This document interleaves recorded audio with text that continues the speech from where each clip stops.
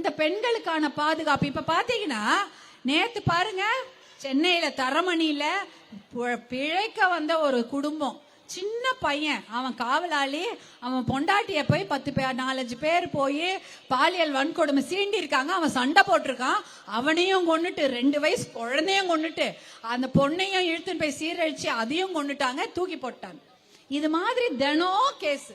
இது மட்டும் இல்லாம உங்களுக்கே தெரியும், கோயம்புத்தூர்ல தனியா நடந்து போனா அந்த பொண்ணை 4 பேர் பாலியல் வன்கொடுமை செய்யறது, இல்ல காதலிக்க மறுத்துட்டாங்கன்னா அந்த பொண்ணு கொண்டு போய் கொலை பண்றது.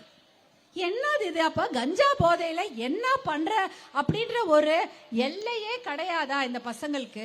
ஒரே ஒருத்தர், அதுவும் கும்பலாதான், ஒருத்தர் 2 பேர்ல 4-5 பேர் போய் ஒரு பொண்ணை கடத்திட்டு போய் கொள்றாங்க. அந்த பொண்ணை கடத்திட்டு போய் அதை சித்திரவதை பண்ணி அதை சாவடிக்கிறாங்க. அப்ப அந்த ஒரு பசங்கள் கூட மனசாட்சி, யாரோ ஒருத்தராவது தப்பு இது பண்ணக்கூடாதுன்னு யாருக்குமே தோணல. இதற்கு காரணம் குடி, கஞ்சா, இந்த போதை. இது எதுவுமே அவங்களுக்கு தெரியல. இந்த இவ்வளவு பெரிய கொடுமைகள் நடத்துறாங்க. இதை எப்படி நிறுத்தலாம்? எப்படி நிறுத்தலாம்னா, உங்க அண்ணா அன்புமணி சொல்றாருன்னா, அவர் நினைச்சாருன்னா ஒரே நாள் இந்த ஒயின் ஷாப்பையும் மூடிடலாம், ஒரே நாள்ல இந்த போதை, கஞ்சா, அபின், இந்த மாதிரி மெத் எல்லா மாத்திரையும் தமிழ்நாட்டை விட்டு கண்டிப்பாக ஒழித்து விடுவேன்னு உங்க அண்ணா அன்புமணி மட்டும் தான் அப்பல இருந்து சொல்லிட்டு இருக்கிறாரு. கண்டிப்பாக அதை அவரால் செய்யவும் முடியும். அதே சமயம் இந்த மாதிரி தவறு செய்யற மிருகங்களுக்கு மிகப்பெரிய தண்டனை கொடுக்கணுமா இல்லையா? இந்த குட்டி குழந்தைங்களை சும்மா 9 வயசு 6 வயசு குழந்தைங்களை எல்லாம் கொடுமை பண்றவங்க எல்லாம் சும்மா விடலாமா?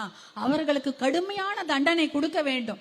அதுக்குதான் அந்த காலத்திலேயே ஒரு சிறப்பு நீதிமன்றங்கள் வேணும்னு சொன்னாங்களாம். நம்முடைய முன்னாள் முதல்வர், அன்றைய முதலமைச்சர் மாண்புமிகு ஜெயலலிதா அம்மையார் ஒரு திட்டம் போட்டிருக்காங்க. அந்த திட்டத்துல 13 அம்ச திட்டம். அந்த திட்டத்துல என்னன்னா, மகளிர் நீதிமன்றங்களை உருவாக்க வேண்டும். இன்னைக்கு என்னன்னா 4000 கேஸ் 10 வருஷம் முன்னாடி இருந்ததா, இன்னைக்கு 7000 கேஸ் இருக்கு. 7000 கேஸ் பெண்கள் மீதும் குழந்தைகள் மீதும் வன்கொடுமை செஞ்ச, அவங்கள குழந்தைகளை துன்புறுத்துற கேஸ்லாம் இருக்குது. இந்த 7000 கேஸ் நம்ம முடிக்கணும்னா 50 மகளிர் நீதிமன்றங்கள் வேணுமா? இப்ப நம்ம தமிழ்நாட்டில் எத்தனை மகளிர் நீதிமன்றங்கள் இருக்கு? 10-20 தான் இருக்குது. அது கூட கிடையாது. அந்த அளவுக்கு ரொம்ப குறைச்சலா இருக்கு. அப்ப எப்படி நீங்க கேஸ விசாரிப்பீங்க? ஒருத்தனுக்கு எப்படி தண்டனை கொடுப்பீங்க? வாரம் கேஸ் நடத்தணும். ஒரு மாசம் கழிச்சுலாம் கேஸ் நடத்தணும். அன்னைக்கே ஒரு 3 மாசம் 6 மாசத்துக்குள்ள குற்றவாளிக்கு தண்டனை கொடுத்தாதானே அவன் சும்மா இருப்பான், அடுத்தவன் பயப்படுவான். அந்த குற்றவாளிக்கு கடுமையான தண்டனைய 6 மாசத்துல வழங்கினாதான் அடுத்தவன் பயப்படுவான். இன்னொரு குழந்தை மேல கை வைப்பானா?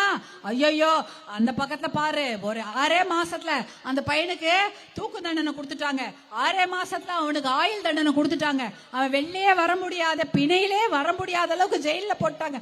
அப்ப அந்த பையன், அப்ப அந்த அந்த குற்றத்தை இன்னொருத்தவங்க செய்ய பயப்படுவாங்க. அதனாலதான் இந்த விஷயத்தெல்லாம் நம்ம கடுமையாக செய்யணும்னு நினைக்கிறோம்.